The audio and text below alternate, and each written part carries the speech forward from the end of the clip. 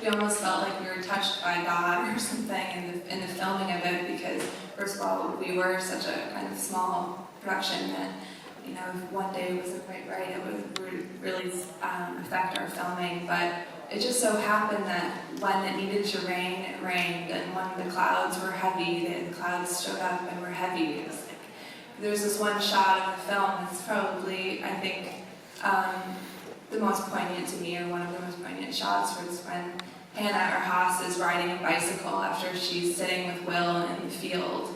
And she's on the bike and she's feeling kind of alive from meeting him, and the sun starts to shine on her face for a second, and Hannah, just being such a brilliant and present performer that she is, she's just biking and she feels the sun on her cheek and she leans into it for a second, and you feel that joy, and then all of a sudden she keeps biking and the sun goes behind a cloud, and again she's just in darkness.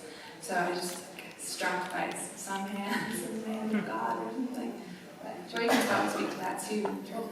Well, we kept the production really modular, so we had a few days that we would set up that could be interchanged based on when the weather came. And this was a testament to the crew's ability to stay pliable and stay flexible. So we would, you know, all get, at the end of a shooting day, we would all come together, and the heads of department and producers and actors would come together, and we would say, okay, I know this is what was on for tomorrow, but we have sun, and we need sun. So we're going to switch, we're going to go interior, we're going to do our best to change everything around, which is extremely hard when you're working with the equipment and team and vehicles, and even though we're a very tight group, that was the way we could make the most of these sky blessings, is to stay so modular. And in the film, there's also a lot of discussion of rain as well, and like the metaphor of rain, you know. In a way, the young man, there's a scene where the young man's on the telephone with his mother, and he's talking about how he picked this girl up on the side of the road, but in talking about her, he's also describing the storm.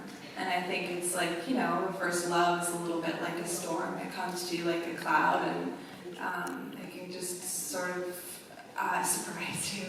And so she's a little bit like this storm that comes into his life. And I'm just so thankful for the clouds of Indiana for helping us push that symbol a little bit further.